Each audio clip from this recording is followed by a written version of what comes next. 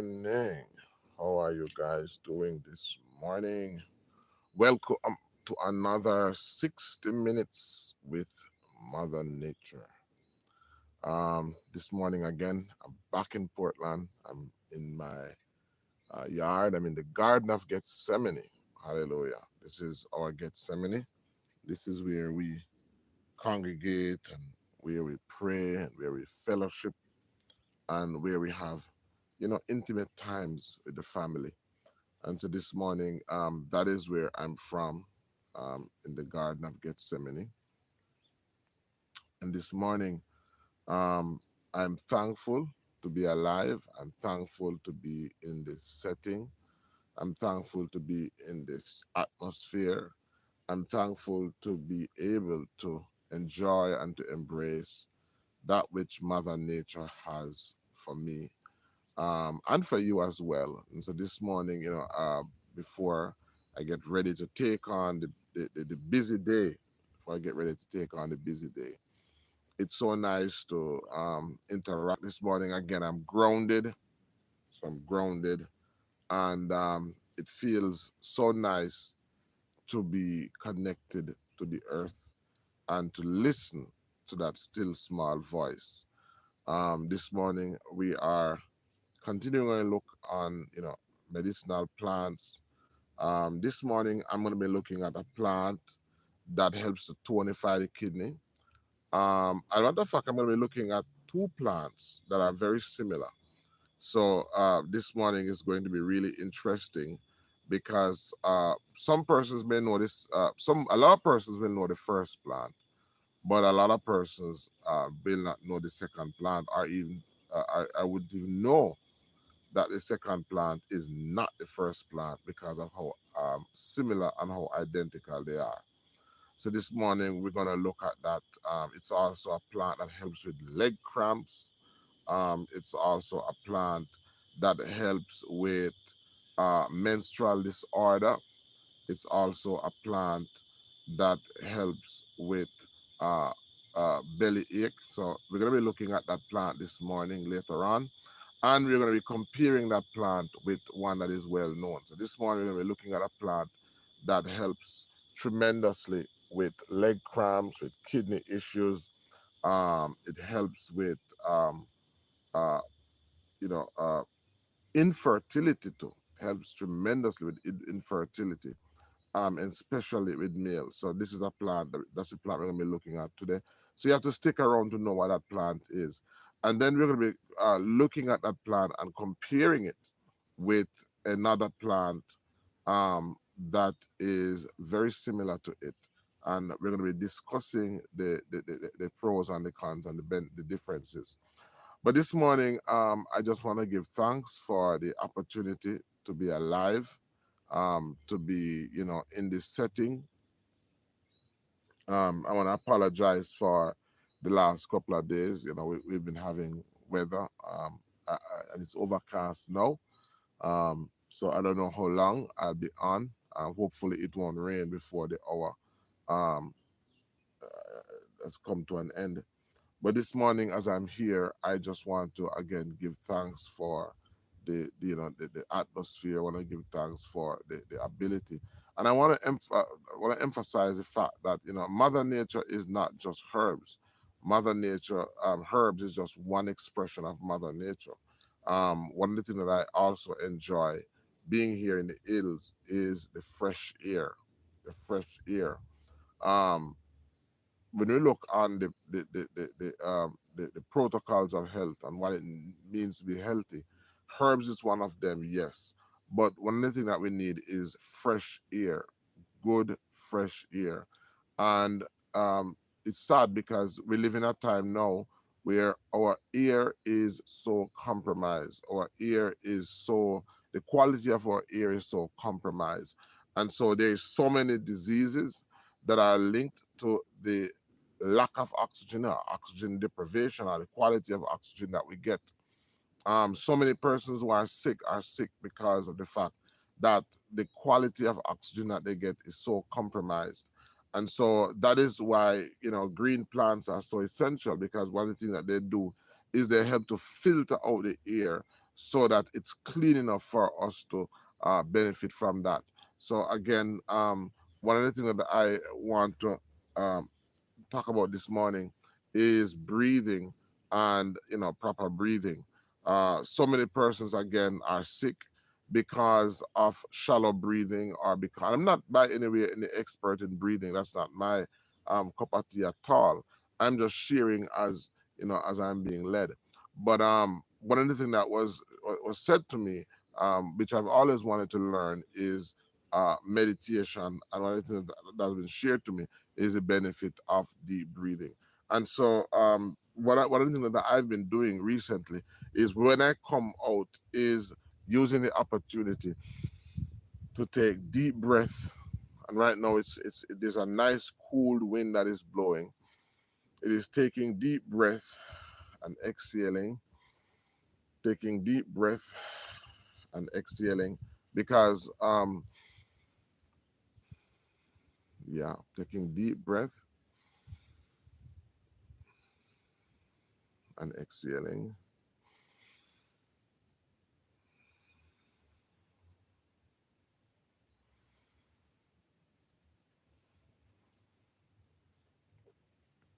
And one of the things that I find is that it sends oxygen to my brain.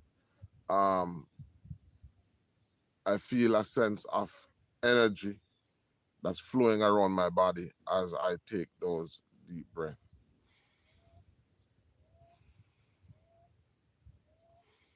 And so one of the ways that we enjoy Mother Nature is enjoying also the oxygen that Mother Nature makes available to us, that Yahuwah makes available to us.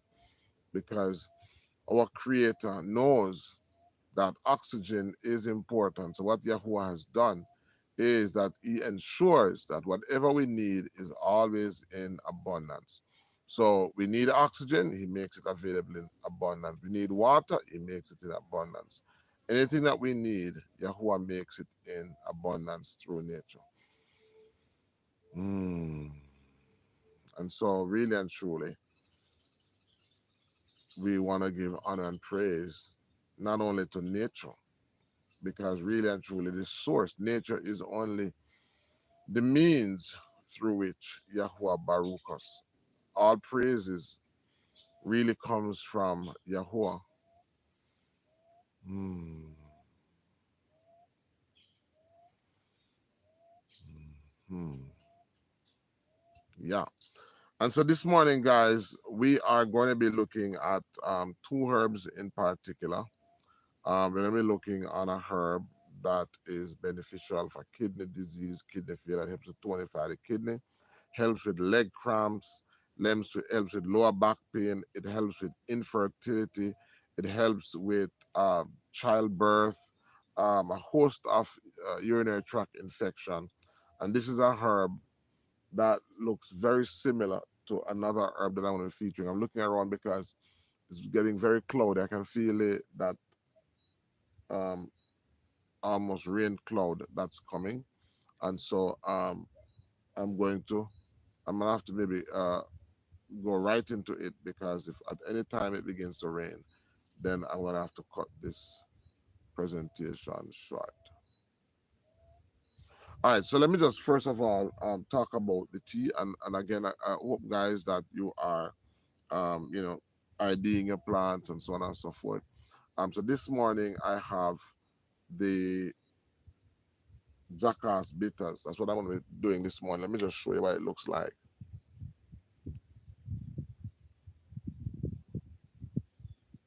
Jackass bitters.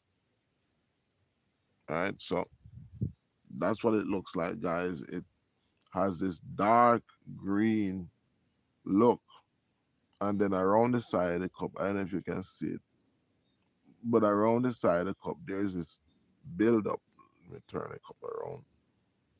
There's this buildup of so much oil. Look at where the tea meets the cup. See that thing on the side of the cup? That's like volatile oils that is in the tea. So let me show you again.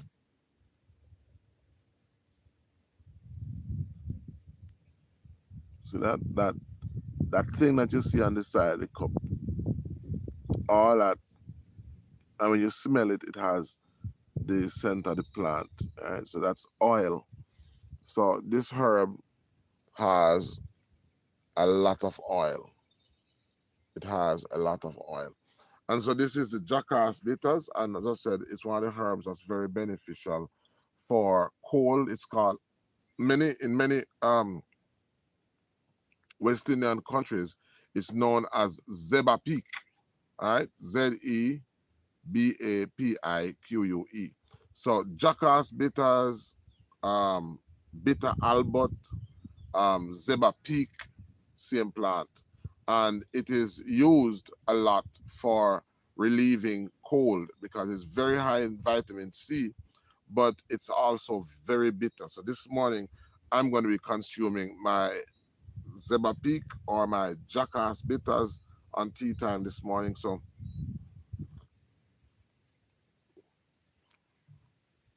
all right, so it's bitter, but it's not intolerable bitter. I've tasted herbs much bitter than this, but it is bitter.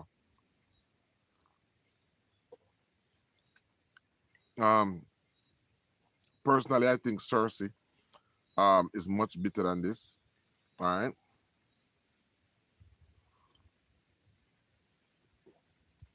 Zeba Peak. Yeah.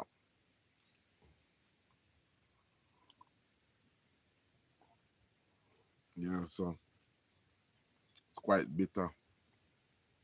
So I don't know if any of you guys have, if you have started drying. So this morning, guys, I may not be on for the full hour. Yesterday, I wasn't able to be on because of the rain, and I feel the wind, and I can actually see the dark clouds coming over to me. So, the matter of fact, it actually sounds as if it's raining. I can't feel it because I'm under a lot of mango trees. So, let me go into the plants quickly that I want to feature today. Because I miss you guys so much, I didn't want not to do another live. So 60 minutes is one nature might just be half an hour with Mother Nature this morning. Mm-hmm. Mm-hmm. All right.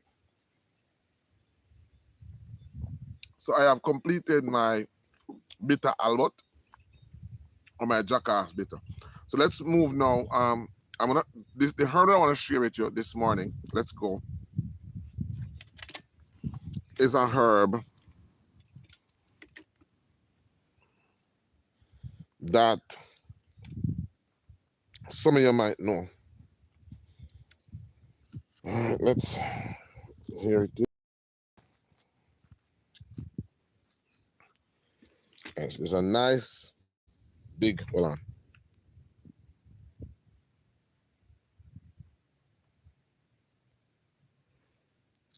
There's a nice big patch of it. Now, can you guess what this plant is? Nice big patch of it. I know most persons are saying it's the shame lady. It's not the shame lady. And see, I touch it, it don't close up. See that? Not the shame lady. And this is what's going to give it away now. I want you to look at the flower. See that? No, the shame lady has a purple flower. Another thing about this plant that you're looking at, and this plant, by the way, is called partridge pea. Partridge pea. Now, partridge pea looks kind of like a giant version of the shamo lady. Good, it looks like a giant version of the shamo lady. But the partridge pea grows a yellow flower. And most plants that grow a yellow flower tend to benefit the urinary tract system. Yeah? So it's yellow like a urine. And the partridge pea is very good for leg pain. So this plant can be used along with the shema lady. So I want you to look at the differences. So one of them is that the stems are more erect. With the shema lady, the plant grows more to the ground. It's flatter. It runs more like a vine. Also, the stem of the partridge pea is green. Stem of the partridge pea is green. We're gonna look at the shema lady. You're gonna see that the stem is much different, much smaller as well. The partridge pea stem is also much fatter. So the stem is fatter.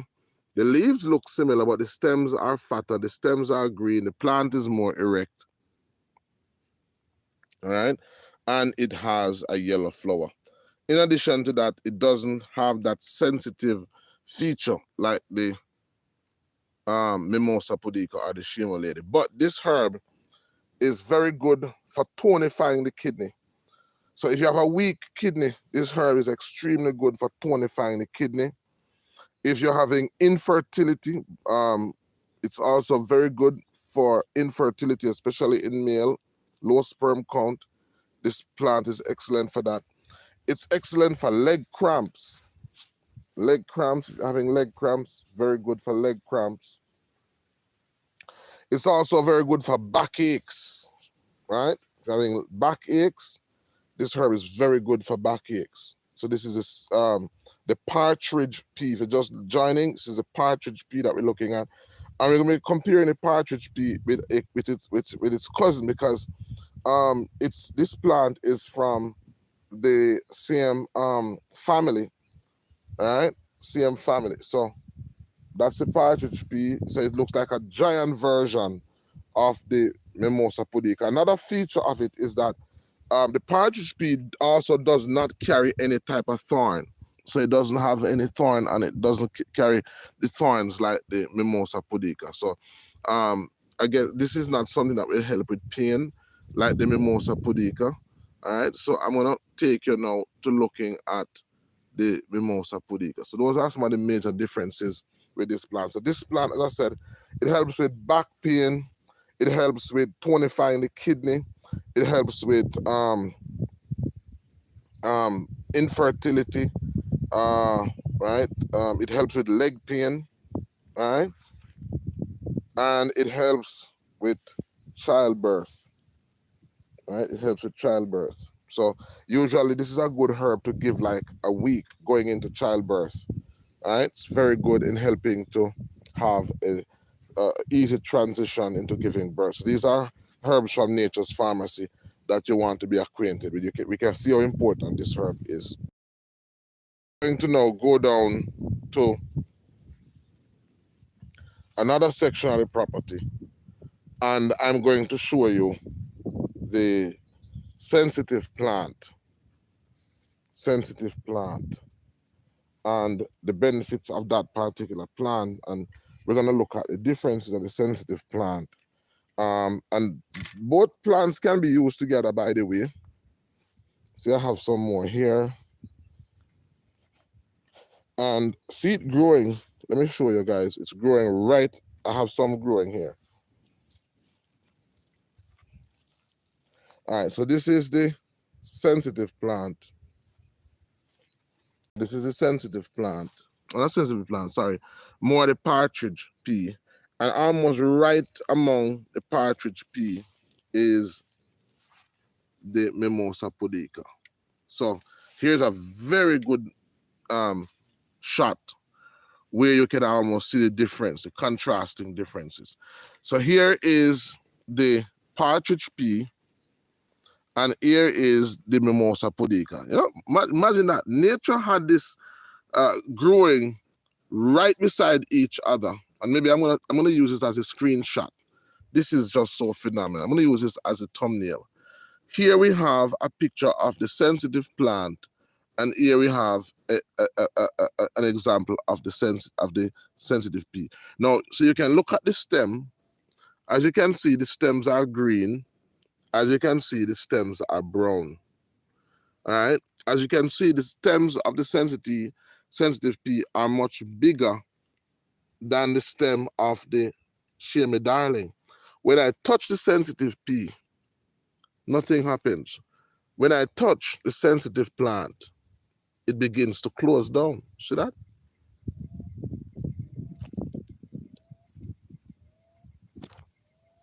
Right. Right now it begins to close down. So the sensitive plant, as you can see, is less erect. It runs on the ground. See that? Whereas the partridge pea, it grows up. You know, if you look good, you can see the difference. Um, you can see it much bigger. The flower is also different. The partridge tree grows a yellow flower. The sensitive plant grows a purple flower. And so, but both plants can be used, and both plants are very good. So this one is good for infertility. This one is good for infertility as well. And it's this one. So this one is good for infertility in men, but this one is also good for poor erection in men. So you can see how you can combine these two cousins to make a phenomenal medicine. All right. Um, the this one is good for leg pain, kidney, and the kidney. This one is also good for the kidney as well. This one is also good for kidney stones, especially the root of the sensitive pea is extremely good for kidney stones. So this is two plants that are very similar. They resemble so much. Their function is so similar, but they're so very different. Can you imagine that? And Mother Nature would have them growing right beside each other, so that I wouldn't have to walk far. I can, yeah, yeah. Cherry is very high. They're sensitive. Both of them are high in potassium.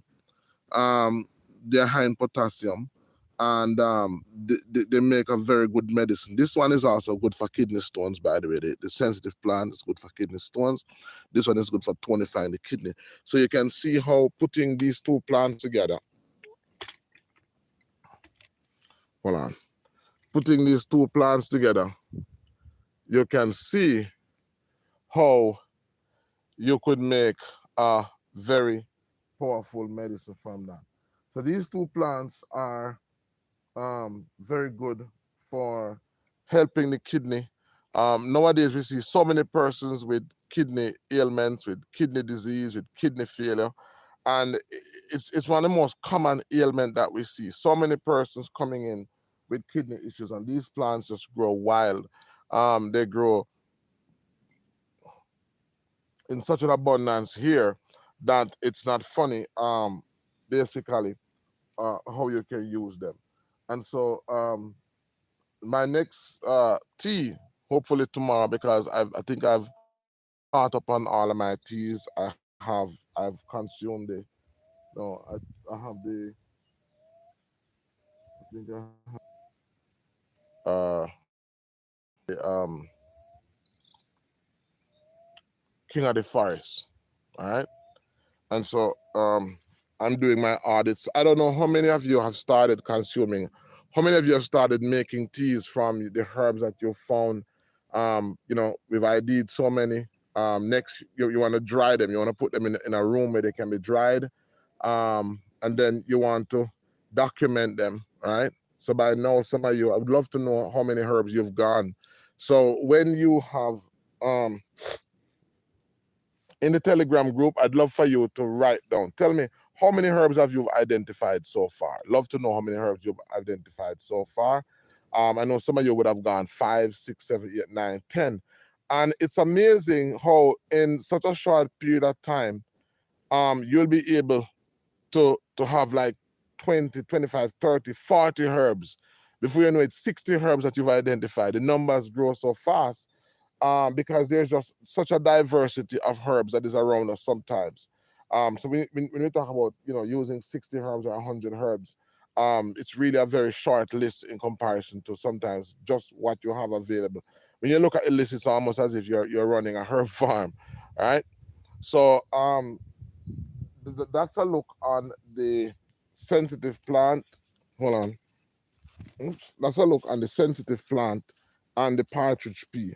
Those are two herbs that are very powerful as it relates to dealing with the kidney, and so many persons would have confused them. I hope that today, so you can continue to do some research.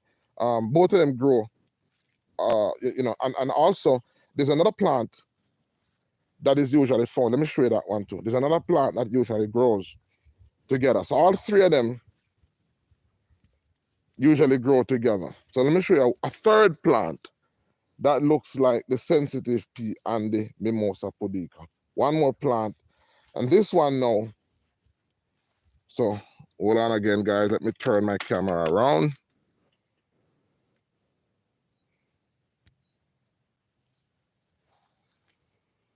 All right, so here's a big patch of sensitive plant. I'm hoping I can see one that is flowering. All right, so that's a big patch of sensitive plant. And usually, wherever you find sensitive plant, you're going to find another cousin to sensitive plant. I see one here. All right. Here's another cousin to the sense. Now, this one doesn't grow as a vine. Hold on. It doesn't grow as a vine. And the leaves are pinnate. This one is called Chanca Piedra. Let me pull it up. Chanca Piedra. Now, look under it's also called Chamba Bitters or Seed Pambac. Good. It's a good, hold on. It's a good view of it. You can see the seeds that grow under the leaf. So it grows pinnate leaves, has a red stem, doesn't grow as a vine, it's more erect. This is called Chamba Bitter, Chanca Piedra, Seed Pambac, Carry Me Seed. All of those are common names of it. In some cultures, it is known as a stonebreaker herb. And this herb, so if you were to combine these three herbs, hold on. So if you were to combine these three herbs, that is the partridge pea, the Chanca Piedra, and the Shema Darling, you would have maybe one of the most powerful kidney medicine out there. So we're talking about kidney cysts, we're talking about kidney stone. And by the way, I'm telling you, this is something that we use a lot. It's one of our most used medicine. And we see people coming with results almost daily because so many persons now have kidney problems. But this is the Chanca Piedra, the partridge pea, and the Shema Darling. Three powerful herbs that when combined combat nearly everything that's related to kidney problems. All right. All right, let me see. Seed Pambac.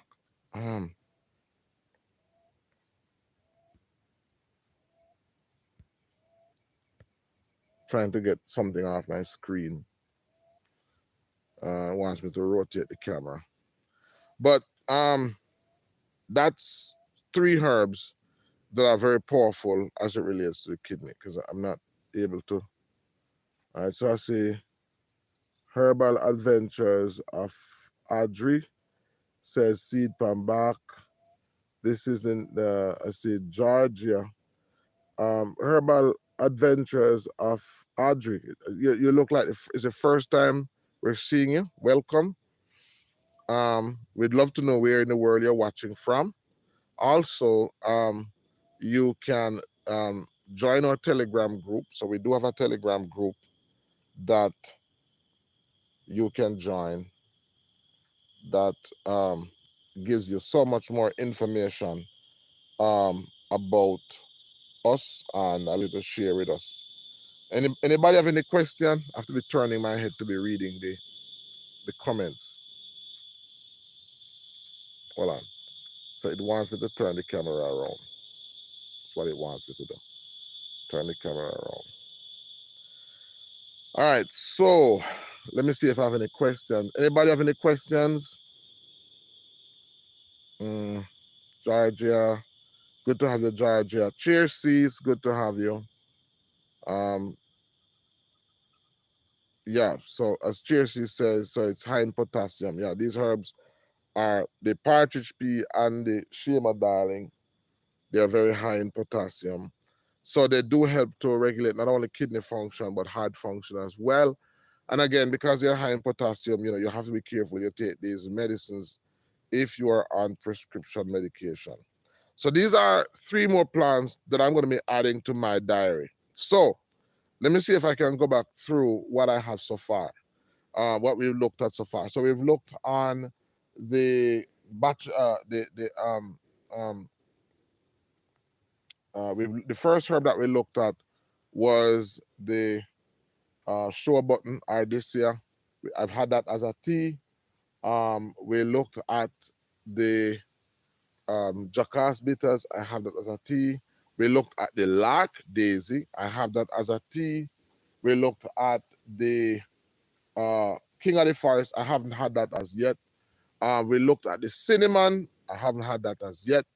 We looked at the Shema Darling, haven't had that as yet. We looked at the Partridge Pea, haven't had that as yet. And look at the Chanka Pedro, haven't had that as yet. So quite a number of tea that we've looked at so far that I haven't had as yet. I didn't realize it was so many.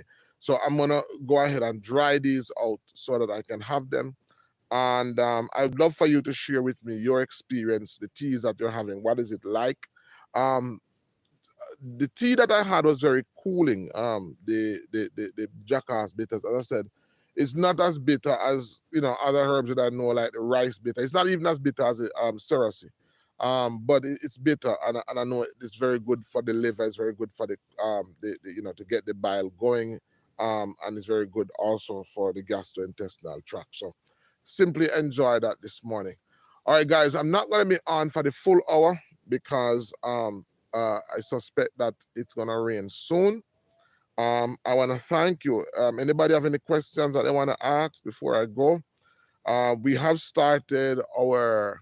Also want persons to know that there's a link in the description, not only to join our Telegram group, but if you would also like to join our institute, Boston Institute of Natural Medicine, we do have a program there in Indigenous Caribbean medicine. Also, we offer consultations.